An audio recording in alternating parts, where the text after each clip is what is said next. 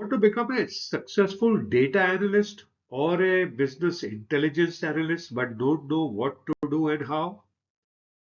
Take a look at this course called Master in Business Analytics, in which I have shared my personal learnings and experiences in business analytics.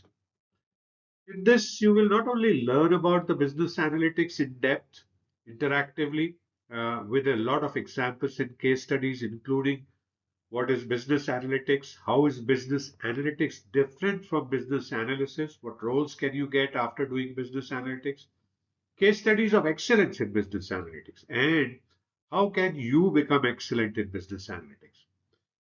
You will not only learn this, but also you will learn about things like data collection, cleaning, and pre-processing, descriptive, prescriptive, and predictive analytics, and also what kind of technical skills would you need, as well as also how to understand the business context and strategy and communicate and story tell your data.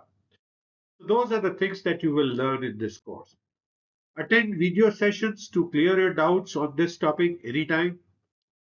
Gain Udemy's 30 days money back guarantee to do this course and preview for yourself many lectures covering each section free.